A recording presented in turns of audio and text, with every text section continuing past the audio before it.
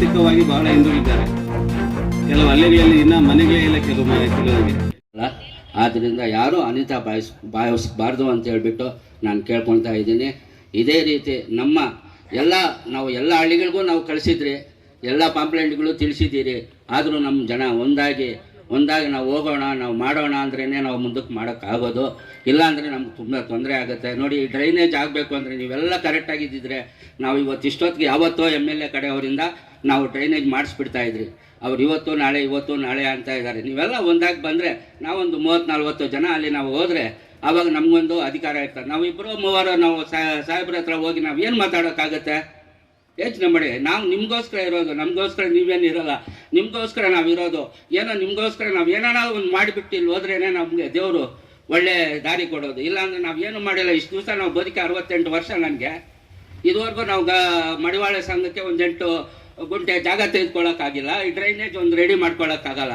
ಶಾಸಕರು ಹೇಳ್ತಾರೆ ನಿಮ್ಗೇನು ಬೇಕೋ ನಾವು ಮಾಡಿಕೊಡ್ತೀರಿ ಅಂತ. ನಾವು ಒಗ್ಗಟ್ಟಾಗಿರಬೇಕು. ಇವತ್ತು SN ನಾರಾಯಣ ಸ್ವಾಮಿ ಅವರು ಅವ್ರಿಗೇನೋ ಕೆಲಸ ಆಯಿತು ಅಂತ ಹೇಳ್ಬಿಟ್ಟು ಇವತ್ತು ಅವ್ರು ಬರೋಕ್ಕಾಗಿಲ್ಲ. ನಮ್ಮ ಮನೆ ಹತ್ರ ಬನ್ನಿ ಮಾತಾಡೋಣ ಅಂತ ಹೇಳಿದ್ರು. ಅದೇ ರೀತಿ ಚಂದ್ರಾರೆಡ್ಡಿ ಕೂಡ ಅವರು ಯಾವುದೋ ಕೆಲಸ ಇದೆ ಅಂತ ಹೇಳ್ಬಿಟ್ಟು ಇವತ್ತು ಈ ಥರ ನಾವು ಒಗ್ಗಟ್ಟಾಗಿದ್ದರೆ ಅವ್ರು ಎಲ್ಲೂ ಹೋಗಲ್ಲ, ನಮ್ಮ ಕಡೆನೇ ಬರ್ತಾರೆ. ನಾವು ಯಾವತ್ತು ಒಗ್ಗಟ್ಟಿಲ್ಲಲ್ವ ನೋಡು, ಒಬ್ಬರಾದರೂ ಹೆಂಗಸರು ಒಬ್ಬರಾದರೂ ಇದ್ದಾರೆ ನೋಡು, ಯಾರೂ ಬರಲ್ಲ. ನಾವೆಲ್ಲ ಇರಬೇಕಿಲ್ಲಿ, ಗಂಡ ಹೆಂಡತಿ ಮಕ್ಕಳು ಎಲ್ಲ ಬಂದು. ಇವಾಗ ಮದುವೆಗೆ ಹೋದರೆ ಎಷ್ಟು ಜನ ಹೋಗ್ತೀರಿ?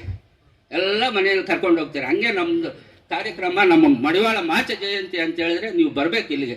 ಇಲ್ಲಿ ಬಂದ್ರೇ ನಾವು ಮಾಡೋಕ್ಕಾಗೋದು. ಮುಂದಿನ ದಿವಸ ನೀವು ಹಿಂಗೆ ಇದ್ದರೆ ನಾವು ಏನು ಮಾಡೋಕ್ಕಾಗಲ್ಲ. ಇದಕ್ಕೆ ಲಾಸ್ಟ್ ಮಾಡಿಬಿಡ್ತೀರಿ, ಇಲ್ಲ ಕೊನೆ ಮಾಡಿಬಿಡ್ತೀರಿ. ಯಾಕಂದರೆ ನನಗೆ ಒಂಥರ ಅಳು ಬರುತ್ತೆ. ನನಗೆ ಬೇರೆ ಸಂಘಗಳಲ್ಲಿ ನೋಡಿ ನೀವು, ನಾವು ಇಷ್ಟು ಜನ ಇರೋದು, 12,000 ಜನ ಇರೋದು ಇಲ್ಲಿ ಓಟು. 12,000 ಜನಕ್ಕೆ ಇಲ್ಲಿ 100 ಜನ ಇಲ್ಲ. ಇದು ನಮ್ಮ ವ್ಯವಸ್ಥೆ. ನಾವೆಲ್ಲ ಮಾಡಿಕೊಂಡ್ರೆ, ನಾನು ಕನ್ನಡ ಹೋರಾಟಗಾರ 18-20 ವರ್ಷಕ್ಕೆ ನಾನು ಸ್ಟಾರ್ಟ್ ಮಾಡಿದೆ. ಆವತ್ತಿಂದ ಹೊಡ್ಕೊಳ್ತಾ ಇದ್ದೀನಿ, ನಮ್ಮವ್ರು ಒಂದಾಗಬೇಕು ಅಂತ. ಇವತ್ತುವರೆಗೂ ಯಾರು ಒಂದಾಗಲ್ಲ. ನಾವು ಕೇಳ್ಕೋಬೇಕು, 10 ಸಾರಿ ಕೇಳಬೇಕು, 10 ಸಾರಿ ಫೋನ್ ಮಾಡಬೇಕು. ಇದೆಲ್ಲ ನಮ್ಗೆ ಬೇಕಾ? ನಮ್ಗೆ ಹೆಂಡತಿ ಮಕ್ಳು ಯಾರು ಇಲ್ವಾ? ಮಾಡ್ರಿ, ಬನ್ನಿ. ನಮ್ಗೇನು ಅಧಿಕಾರ ನಮ್ಗೆ ಬೇಕಾಗಿಲ್ಲ. ಇಲ್ಲಿ ನೀವೇ ಮಾಡಿ, ನಮ್ಗೆ ಅಧಿಕಾರನೇ ಬೇಕಾಗಿಲ್ಲ. ನಿಮ್ಮ ಜೊತೆಯಲ್ಲಿ ನಾವು ಹಿಂದ್ಗಡೆ ಇರ್ತೀರಿ. ಶಾಸಕರು ಅದೇ ಹೇಳೋದು, ಬೇರೆ ಏನು ಹೇಳಲ್ಲ. ಒಂದು ಹಬ್ಬ ಆಗ್ಬಿಟ್ರೆ ನಾವು ಅಷ್ಟು ಜನ ಅಲ್ಲಿಗೆ ಹೋಗ್ತಿರಲ್ಲ. ಇದೇ ನಮ್ಮ ಹಬ್ಬ ಅಲ್ವ ಇದು? ಮಡಿವಾಳ ಚಿತ್ರದುರ್ಗ, ದಾವಣಗೆರೆ ಆ ಕಡೆ ಹೋಗಿ ನೋಡಿ, ಹಾಸನ ಕಡೆ ಒಂದು ಮನೆಗೆ 10 ಜನ ಹೋಗಿ ಮನೆ ಅಲ್ಲಿ ದೇವ್ರ ಹತ್ರ ಇರ್ತಾರೆ, ಮಾಚೆ ಹತ್ರ. ಮಾಡಲ್ಲ ನಿಮ್ಮ ಜನ, ಬರೋದಿಲ್ಲ. ನಾವೊಬ್ಬರು ಹೋದ್ರೆ ಸಾಕು, ಒಬ್ಬ ಹೋಗಿ ಮಾತಾಡ್ಕೊಂಡು ಬಂದರೆ ಸಾಕು. ನನಗೆ ಕಣ್ಣಲ್ಲಿ ನೀರು ಬರ್ತದೆ. ಯಾಕೆ ಅಂದರೆ ನಮ್ಮವ್ರು ಇನ್ನೂ ಹಿಂಗೆ ಇದ್ದಾರೆ, ನಾವು ಹಿಂದುಳಿದು ಬಿಟ್ಟಿದ್ದೀರಿ. ಆಗೋಯ್ತು. ಸಿದ್ದರಾಮಯ್ಯ ಅವ್ರು ಹೇಳ್ಬಿಟ್ಟಿದ್ರು, ಇನ್ನೇನು ಕೆಲವೇ ನಿಮಿಷಗಳಲ್ಲಿ ಆಗಬೇಕಾಗಿತ್ತು. ಅವಾಗ ಆಗಿಲ್ಲ. ಹಾಗೆ ನಮ್ಮ ವ್ಯವಸ್ಥೆ ನಮ್ಮ ಜನ ನೋಡ್ತಾರೆ. ಅವರು ನೀವು ಹೆಂಗಿದ್ದೀರಾ, ನೀವು ಯಾವ ಕಡೆ ಇದ್ದೀರಾ, ಎಲ್ಲಿದ್ದೀರಾ? ಶಾಸಕರು 20 ವರ್ಷ ಆಯ್ತು ಇಲ್ಲಿಗೆ ಬಂದು. ನಾವೇನು ಮಾಡ್ಕೊಂಡಿದ್ರಿ? 8 ಗುಂಟೆ ಜಾಗ ತೆಗೆದುಕೊಳ್ಳೋಕ್ಕಾಗಿಲ್ಲ. ಇನ್ನು ಎಲ್ಲ ನನ್ನ ಕುಟುಂಬದ, ಮಡಿವಾಳ ಕುಟುಂಬದ ಹಾಗೂ ಎಲ್ಲ ನನ್ನ ಆತ್ಮೀಯರು, ಪತ್ರಕರ್ತ ಮಿತ್ರರು ಎಲ್ಲರೂ ಸಹ ಇವತ್ತು ಈ ಒಂದು ನಮ್ಮ ಜಯಂತಿಯ ಇದಕ್ಕೆ ಬಂದಿದ್ದಕ್ಕೆ ತಮ್ಮೆಲ್ಲರಿಗೂ ಸಹ ಸ್ವಾಗತವನ್ನು ಕೋರ್ತಾ ಜಯಂತಿಯ ಶುಭಾಶಯಗಳನ್ನು ತಮಗೆ ತಿಳಿಸಲಿಕ್ಕೆ ತುಂಬಾ ಹರ್ಷ ಮತ್ತು ಸಂತೋಷದಿಂದ ತಮಗೆ ತಿಳಿಸ್ತೀವಿ.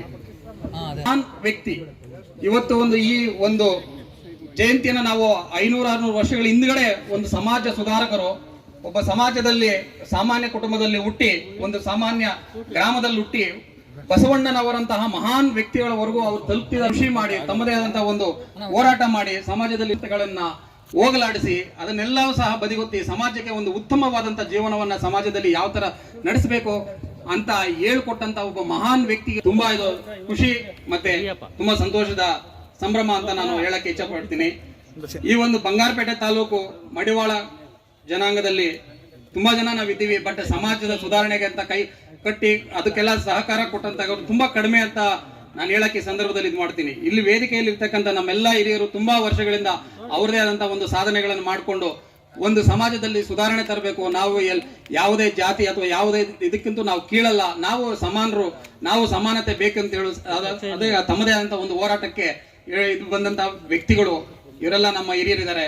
ಮತ್ತೆ ಈಗೀಗ ವಿದ್ಯಾವಂತರ ತಮ್ಮದೇ ಆದಂತಹ ಒಂದು ಕಷ್ಟಪಟ್ಟು ಸರ್ಕಾರ ಸೇವೆಯಲ್ಲಿ ಸೇರಿಸಿ ಇವತ್ತು ನೌಕರರು ತುಂಬಾ ಅವರದೇ ಆದಂತಹ ಒಂದು ಶ್ರಮ ಪಟ್ಟು ಸಮಾಜವನ್ನು ಕಟ್ಟಬೇಕು, ಸಮಾಜವನ್ನ ಇರ್ತಕ್ಕಂಥ ಬಡತನವನ್ನ ಹೋಗಲಾಡಿಸಿ ವಿದ್ಯಾವಂತರನ್ನಾಗಿ ಮಾಡಿ ಈ ಸಮಾಜವನ್ನು ಎಲ್ಲರೂ ಸಮಾನತೆಯಿಂದ ನಾವು ಸಹ ಈ ಒಂದು ಸಮಾಜದಲ್ಲಿ ಸಮಾನತೆಯನ್ನ ಬದುಕಬೇಕು ಅಂತ ಹೇಳಿ ಅವರು ತಮ್ಮದೇ ಆದಂತಹ ಒಂದು ಪ್ರಯತ್ನ ಪಟ್ಟು ಈ ಒಂದು ಕಾರ್ಯಕ್ರಮಕ್ಕೆ ಎಲ್ಲರೂ ಸಹ ಒಂದುಗೂಡಿ ಮಾಡ್ತಾ ಇದೀವಿ.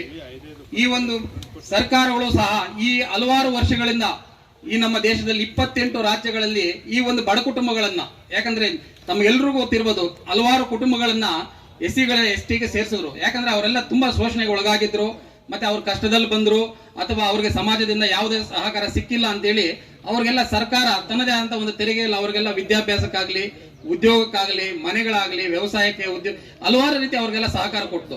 ಅದು ಯಾಕೋ ಗೊತ್ತಿಲ್ಲ, ನಮ್ ಜನನು ಸಹ ತುಂಬಾ ಇದರಲ್ಲಿ ಹೋರಾಟ ಮಾಡ್ತಾ ಇದ್ದಾರೆ, ತುಂಬಾ ಕಷ್ಟ ಪಡ್ತಾ ಇದ್ದಾರೆ. ಒಂದು ನಿಜವಾಗ್ಲೂ ಇವತ್ತು ಹೇಳ್ಬೇಕಂದ್ರೆ ವಿದ್ಯಾಭ್ಯಾಸಕ್ಕೆ ಮುಖ್ಯವಾಗಿ ನಾವು ಕೇಳ್ತಾ ಇರೋದು ವಿದ್ಯಾಭ್ಯಾಸ ಮತ್ತೆ ಉದ್ಯೋಗ.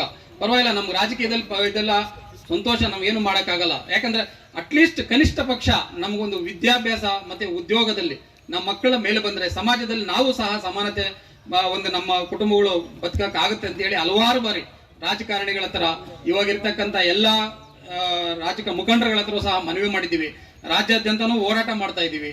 ಆದ್ರೆ ಯಾಕೋ ಗೊತ್ತಾಗ್ತಾ ಇಲ್ಲ, ನಮ್ಮಲ್ಲಿ ಇರ್ತಕ್ಕಂಥ ಒಗ್ಗಟ್ಟು ಅಥವಾ ಏನು ಅವ್ರು ಕಾಣಿಸ್ತಾ ಇದೀವೋ, ಅಥವಾ ನಾವು ಯಾಕಂದ್ರೆ ನಮ್ಮ ಜನ ಒಂದ್ ಸ್ವಲ್ಪ ನಾವು ನೀಟಾಗಿ ಇದ್ ಮಾಡ್ತೀವಿ. ಯಾಕಂದ್ರೆ ಅವರು ಈಗಾಗಲೇ ಸ್ವಲ್ಪ ST ಇದ್ರಲ್ಲಿ ಸೇರ್ತಕ್ಕಂಥ ಜನ ಅವ್ರು ತುಂಬಾ ಕಷ್ಟಪಟ್ಟು ಹೋರಾಟ ಮಾಡಿದ್ದಾರೆ. ಆ ಹೋರಾಟ ನಮ್ಮಲ್ಲಿ ಇಲ್ಲ ಅಂತ ನಾವು ಇದ್ ಮಾಡ್ತೇವೆ. ಅದಕ್ಕೆ ನಮ್ಮನ್ನ ಸರ್ಕಾರಗಳು ನಮ್ಮನ್ನ ಯಾವುದೇ ರೀತಿ ಅವಕಾಶ ಕೊಡದೆ, ನಮ್ಮನ್ನ ಸರ್ಕಾರದ ಒಂದು ವಿದ್ಯಾಭ್ಯಾಸಕ್ಕಾಗ್ಲಿ, ಉದ್ಯೋಗಕ್ಕಾಗ್ಲಿ ನಮ್ಗೆ ಅವಕಾಶ ಕೊಡ್ತಾ ಇಲ್ಲ. ಬಟ್ ನಾವು ಜನ ಒಗ್ಗಟ್ಟಾಗಿ ಅಥವಾ ನಾವು ಹೋರಾಟ ಮಾಡಿದ್ರೆ ಮುಂದಿನ ದಿನಗಳಲ್ಲಿ ಖಂಡಿತ ನಾವು ಸಿಗುತ್ತೇನೋ ಅಂತ ಒಂದು ಇದು ಮಾಡ್ತಾ ಇದೀವಿ. ಇವಾಗ ನಾವು ತುಂಬಾ ವರ್ಷಗಳ ಹಿಂದ್ಗಡೆ ನಾವು ಈ ಕಾರ್ಯಕ್ರಮ ಮಾಡ್ಬೇಕಾಗಿದ್ರೆ ತಾಲೂಕು ಆಫೀಸಲ್ಲೂ ಅಥವಾ ಬೇರೆ ಕಡೆ ಹೋಗಿ ನಾವು ಈ ಕಾರ್ಯಕ್ರಮಗಳು ಮಾಡ್ತಾ ಇದ್ವಿ.